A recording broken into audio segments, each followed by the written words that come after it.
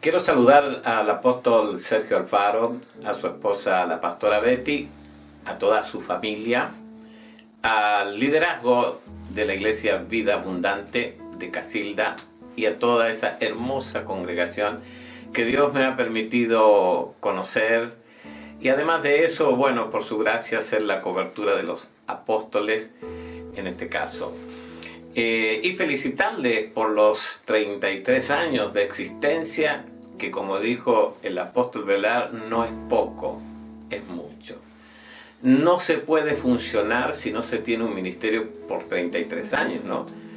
Como le dijo Nicodemo a Jesús, no se podrían hacer las cosas que hace si Dios no está con él. Bueno, hay gente que ha iniciado ministerio y se han caído porque no tenían el llamamiento. Pero en este caso vemos una iglesia influyente en la región, una iglesia creciendo permanentemente, una iglesia fuerte. Y por eso quiero felicitarles por estos 33 años de vida. Bueno, lamentablemente por un lado que no podemos compartir físicamente y es atípico celebrar un aniversario de esta manera, pero es casi como que nos estamos acostumbrando a esta nueva modalidad de reuniones, pero también por otro lado es muy importante porque llega a mucho más gente que si estuviéramos congregados en un salón. De manera que reciban el cariño de mi esposa, de mi familia, de nuestros líderes acá en la ciudad de Córdoba, de toda nuestra congregación, y el deseo de que sigan avanzando y creciendo. Va a ser así, creo que así será, porque tienen pastores que son pujantes, que tienen una visión clara de lo que Dios le ha pedido que hagan ahí en Casilda y ahí en la región. Se han dedicado ellos todo este tiempo a levantar líderes, pastores, plantar iglesia, que es la tarea que nos corresponde a nosotros como apóstoles. Así que mis felicitaciones. No tengo muy buena voz y no les cantaría el cumpleaños feliz, pero sí vamos a ir a la palabra del Señor. Tocando un tema, pero muy, muy importante y sobresaliente en este tiempo, que tiene a tanta gente confundida, y yo quiero llevar claridad, tranquilidad y paz al corazón de la iglesia. Se trata de lo que estamos escuchando a diario y muchas veces en el día, de que se viene un nuevo orden mundial. Y quiero leer el capítulo 24 del libro de Mateo. Mateo capítulo 24 nos habla de todas las cosas que van a ocurrir al final de los tiempos. Mirando este foco que tengo, me ha dejado un poquito complicado para leer. De manera que no lo voy a hacer porque esta luz me encandila mucho. Pero les recomiendo y creo que sería muy propicio que todos nosotros leamos una o dos veces a la semana el capítulo 24 del libro de Mateo. Léanlo, es una tarea para la casa, y no lo lean una sola vez, dos o tres, porque Dios va a ir aclarando muchísimo este tema mientras usted va repitiendo esa lectura.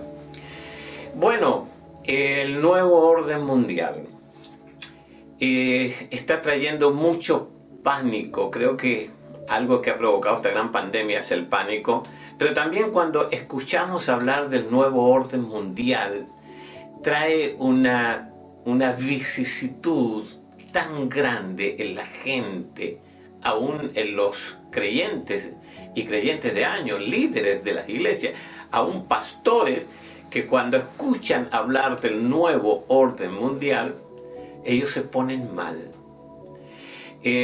Escuchaba al presidente de nuestra nación, Alberto Fernández, toda la información que él dio en su último discurso informativo, y un periodista le preguntó, dígame señor presidente, ¿cuándo los niños van a volver al colegio?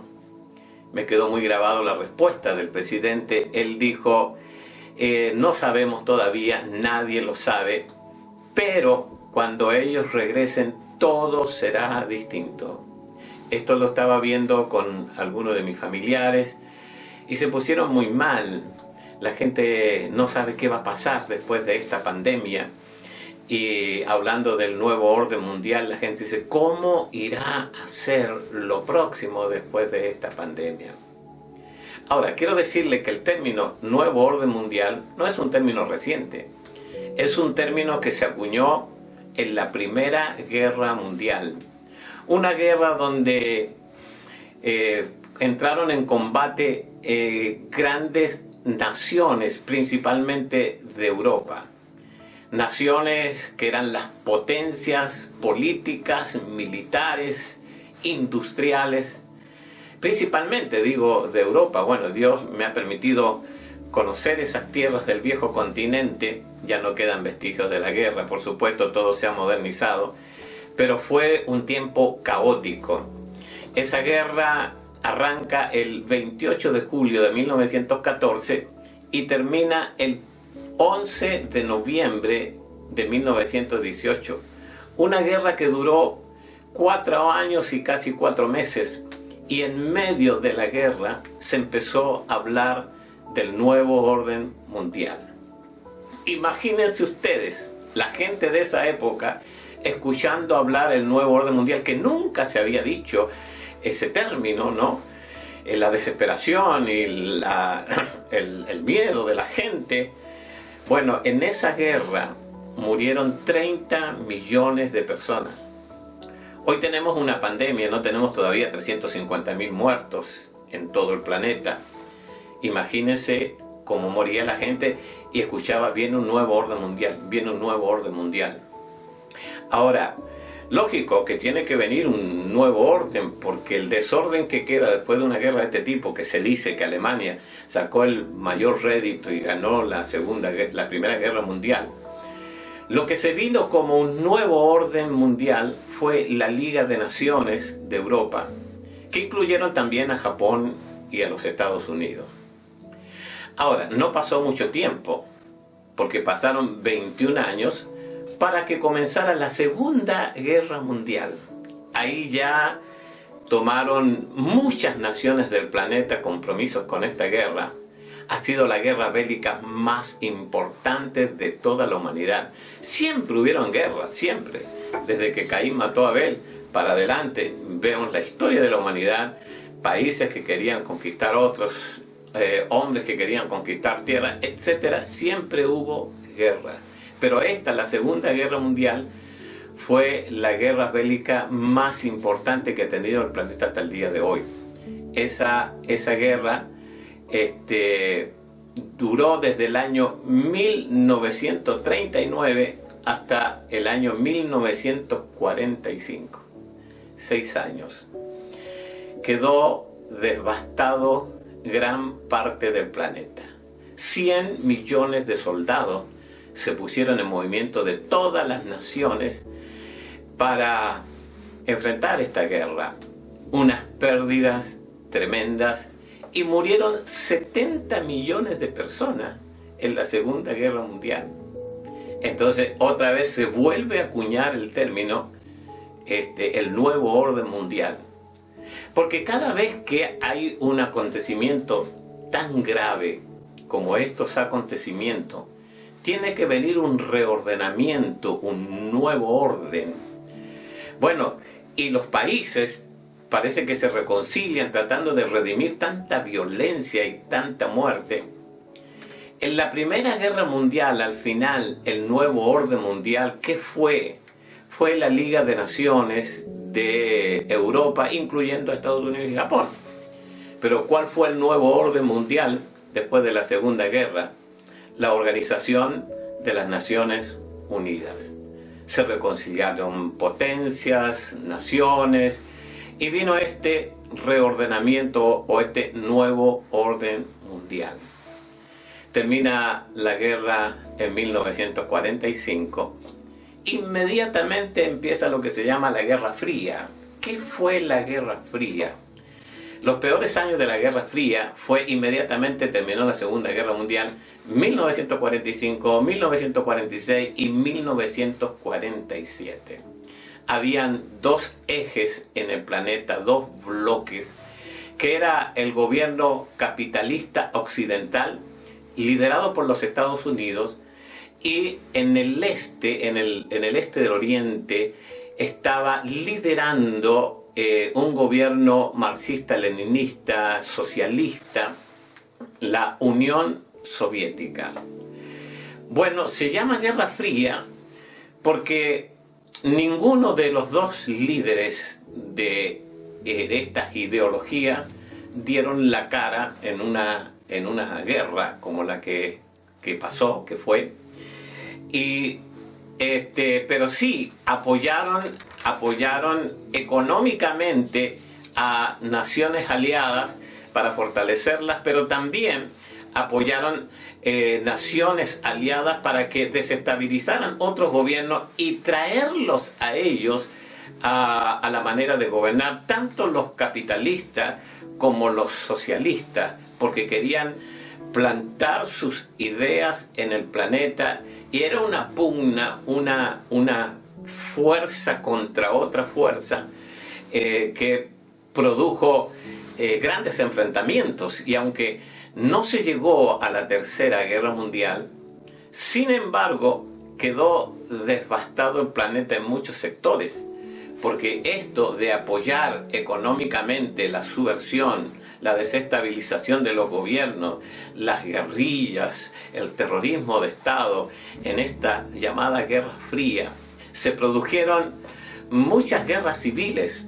Por ejemplo, la guerra civil de Grecia, de Corea, de China, de Angola, acá en nuestro Latinoamérica, República del Salvador, República Dominicana.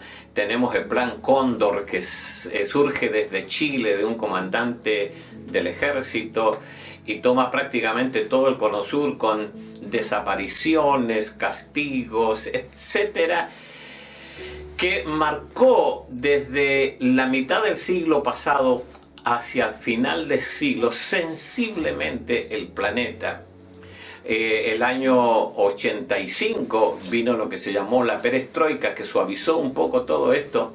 La perestroika, liderado por Mikhail Gorbachev, lideraba Rusia, ¿no? Fue la disolución de la Unión Soviética, en realidad. Y los países que abrazaba la Unión Soviética, en su gran mayoría, fueron colonizándose. De manera que del otro lado teníamos a George Bush, padre, y ellos dijeron: hemos entrado en un nuevo orden mundial. Yo recuerdo haber tenido unos 32, 33 años, cuando escuché un discurso de Mikhail Gorbachev, que lideraba Rusia y lideró la disolución de la Unión Soviética. Él dijo: hemos entrado en un nuevo orden mundial. Tenemos un nuevo escenario en el planeta, un nuevo cuadro, y entre todos vamos a pintar este cuadro. Claro, estaban queriendo redimir tanta violencia, pero vuelven a acuñar el término nuevo orden mundial. Y cada vez que se habló del nuevo orden mundial, la gente entraba en estados de pánico, en miedos, en ansiedades, en temores, en angustias, como está pasando en el día de hoy. Porque escuchamos hablar del nuevo orden mundial, la gente dirá: ¿cómo será cuando termine la pandemia el planeta, cuando volvamos a tiempos normales, ¿verdad? Y nadie sabe todavía. La devastación va a ser muy grande también. Pero mire, hay algo que también cada uno de nosotros tiene que saber: que en cada nación existe lo que se llama el estado profundo. ¿Qué es el estado profundo? Es un estado dentro de otro estado. Está el estado legítimo en los países democráticos, elegidos por el voto popular, pero dentro de ese estado legítimo hay un estado profundo, que tiene que ver con la élite de los países, de hombres y mujeres que tienen un poder político y un poder financiero, pero que operan en la clandestinidad, en lo oculto.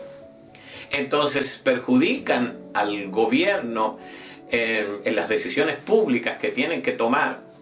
Tenemos acá en nuestro país el gobierno legítimo que eligió el pueblo, en este caso el doctor Fernández, y tenemos una oposición que da la cara, se presenta en los programas de televisión, pero eso es lo que nosotros podemos ver. Pero detrás de ese gobierno legítimo y de una oposición está lo que se llama el Estado profundo, que a veces le quiebra la mano a los gobiernos.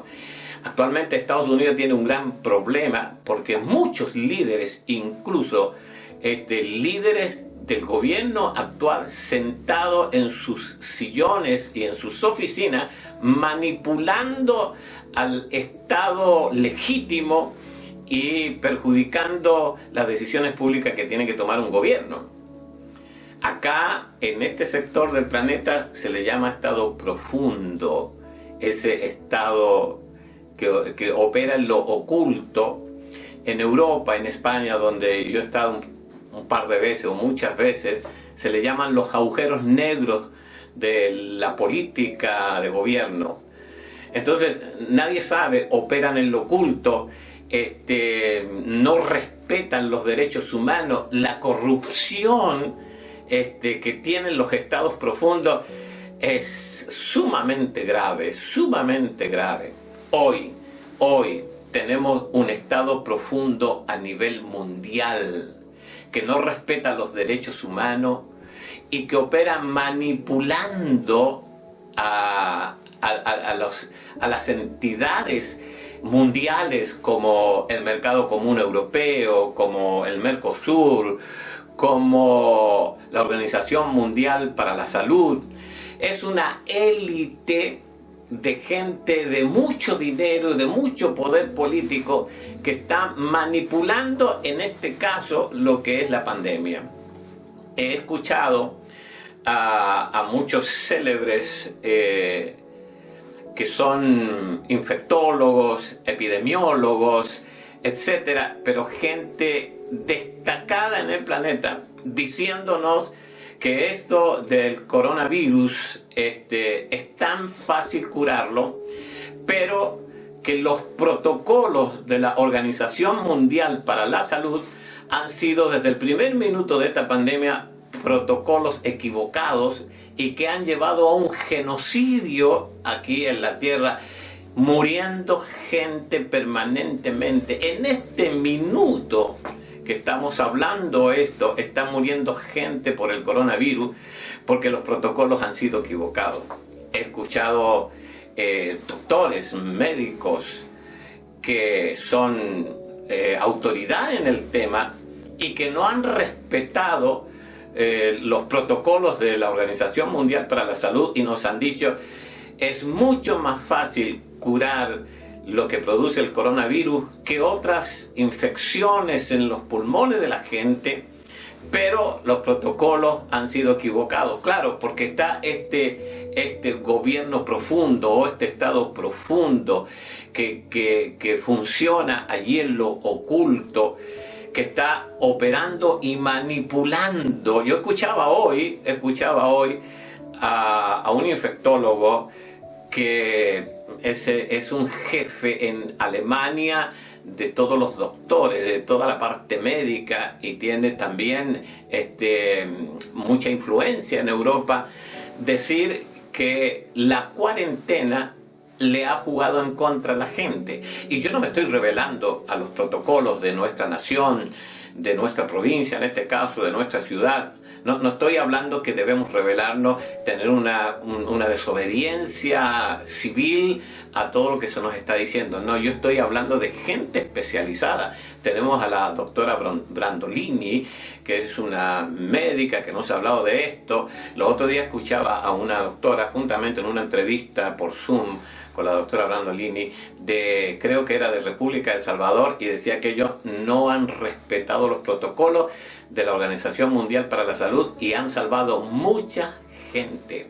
Entonces vemos ese estado profundo, gente que está en las redes, gente elitista que está manipulando todo este momento del coronavirus, ¿no? Bueno, lamentamos todo esto, oramos como iglesia, oramos al Señor para que Dios pueda cambiar la mente de esta gente inescrupulosa que entiende que hay que reducir la población porque dice ya somos muchos en la tierra, de alguna manera hay que disminuir la población del planeta. Usted váyase a los centros médicos, a las guardias de los hospitales, no están atendiendo cirugía. Eso significa que hay mucha gente que está muriendo no por el coronavirus, sino porque no están siendo atendidas por los médicos en las guardias, las cirugías se han suspendido. Producto de este coronavirus que está afectando al planeta, entonces está muriendo gente por el coronavirus y está muriendo gente que no debería haber muerto, sí que no tiene el coronavirus, tiene otras enfermedades, pero como no están siendo atendidas por los médicos. Ahora, esta es la pandemia de salud, pero lo que se nos viene después es una pandemia económica. Esa pandemia económica va a generar pobreza. La gente también va a morir porque no va a tener para alimentarse. Todo esto está profetizado. En algún momento vamos a seguir ampliando estos temas.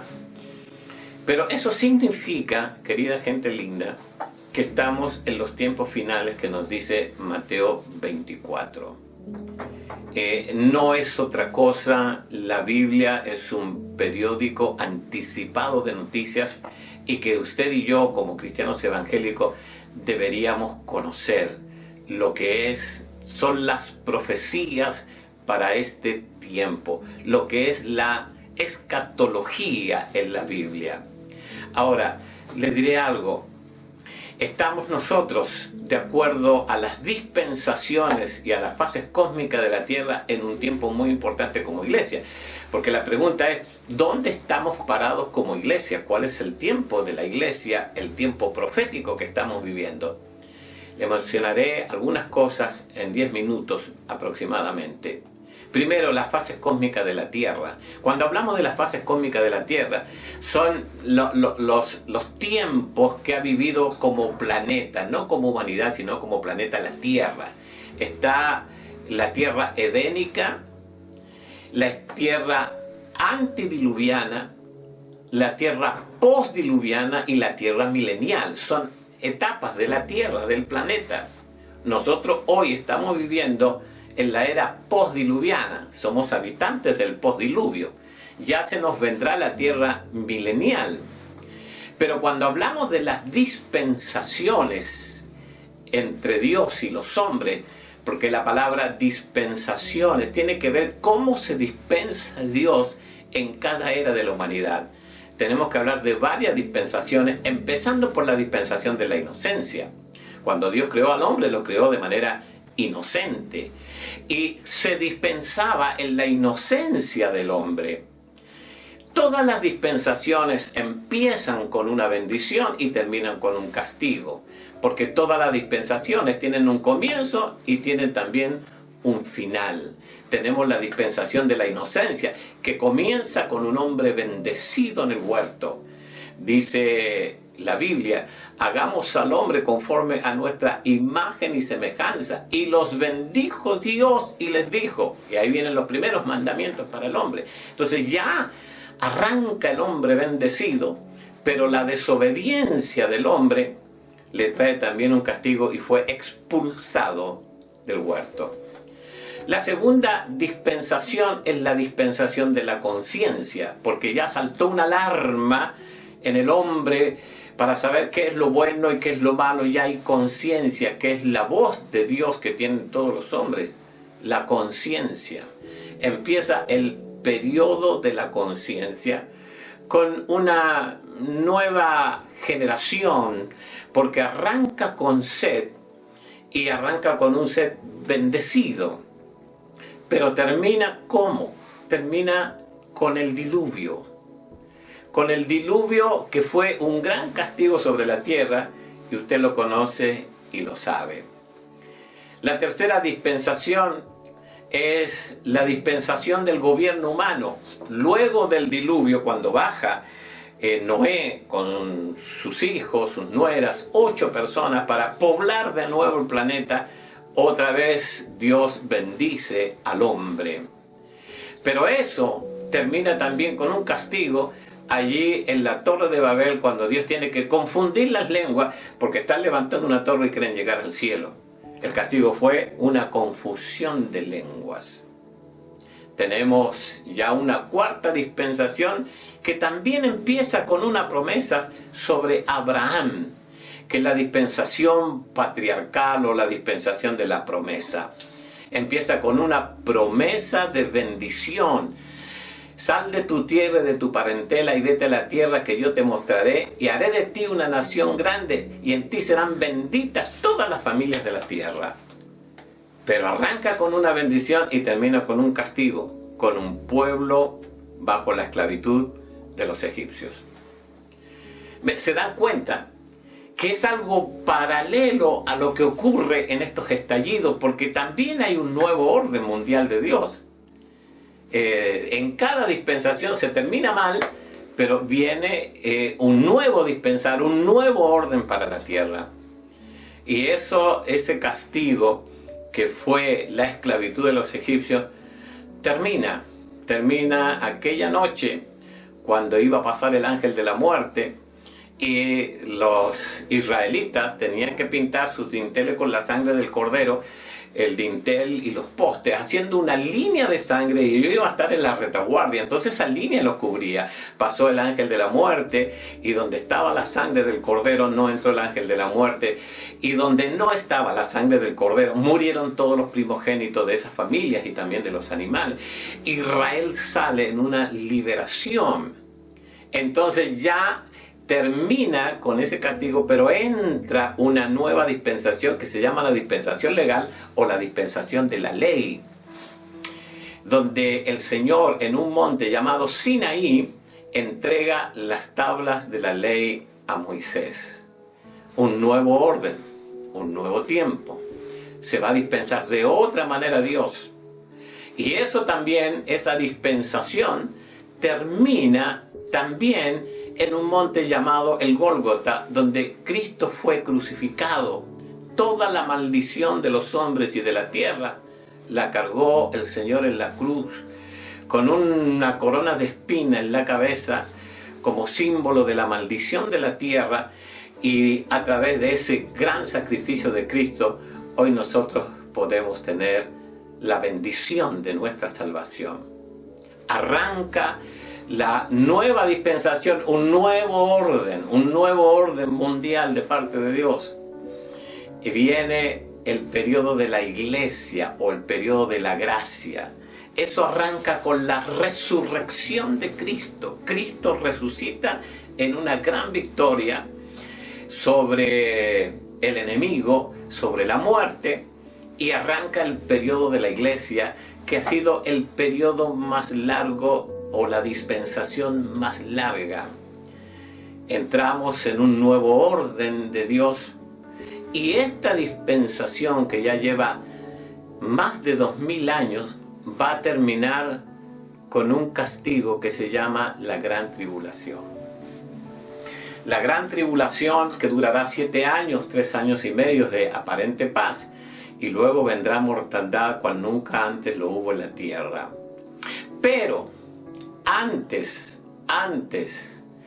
que ocurra todo eso, va a venir el arrebatamiento de la iglesia. La iglesia es arrebatada en este último tiempo. Estamos en el tiempo final antes del arrebatamiento, porque después del arrebatamiento, y tenemos mucha base bíblica, esta base bíblica es casi invencible para otras posiciones que hay en la vida de mucha gente de la iglesia, el arrebatamiento. Bueno, la iglesia no va a pasar por la gran tribulación, pero en este último periodo, porque la iglesia llega hasta el periodo de principios de dolores, que dice Mateo capítulo 24. La iglesia solo va a probar los principios de dolores. Imagínense que estamos en los principios de dolores. ¿Cómo van a ser los dolores después en la gran tribulación, no? Pero gracias a Dios que la iglesia fiel se va con el Señor a una gran fiesta que se llama las bodas del Cordero, mientras acá hay 7 años de gran tribulación. Pero en este último tiempo, antes del arrebatamiento de la iglesia, coexisten 2 iglesias que las tenemos descritas allí en Apocalipsis capítulo 2 versículo 3, donde aparece el mensaje a las 7 iglesias. Estas 2 iglesias que están coexistiendo en este último tiempo antes de la gran tribulación, que tal vez ocupan los mismos espacios físicos, van a las mismas reuniones, les predica el mismo pastor, ofrendan, diezman y todo lo demás, que parece que fuera una sola iglesia, una sola congregación, pero en realidad están coexistiendo 2 iglesias a la vez con distintas características la una de la otra. Y es la iglesia de la Odisea, la peor de las 7 iglesias que se describe en Apocalipsis 2 y 3, la iglesia de la Odisea, la iglesia tibia, que parece que no necesita de nada. Porque dice, tú dices que te has enriquecido y no tienes necesidad de nada. Es la iglesia que alcanzó muchos recursos, que alcanzó fama, esas iglesias que han tenido un impacto a veces social y que no tienen necesidades como otras iglesias. Son iglesias poderosas económicamente. Tienen contactos con el gobierno, y yo no digo que eso esté mal, porque dentro estamos hablando de 2 iglesias que coexisten espiritualmente, ¿no? Porque en las iglesias grandes, donde también hay mucho dinero, hay gente que es parte de la otra iglesia, de la cual vamos a hablar en los próximos minutos. Pero la iglesia de la Odisea es la iglesia tibia, que tiene mucho de todo, menos una vida espiritual. Y se presupone que solamente el 10% de esa iglesia, en aquel entonces, cuando existía la iglesia de la Odisea, que es comparada ahora en el final de estos tiempos con parte de la iglesia que está aquí en la tierra, se suponía que solamente el 10% eran salvos genuinamente con una experiencia muy profunda con el Señor. El 90% eran simplemente religiosos. No había cambios, no había fruto, seguían viendo el mundo de la misma manera, eran simplemente religiosos.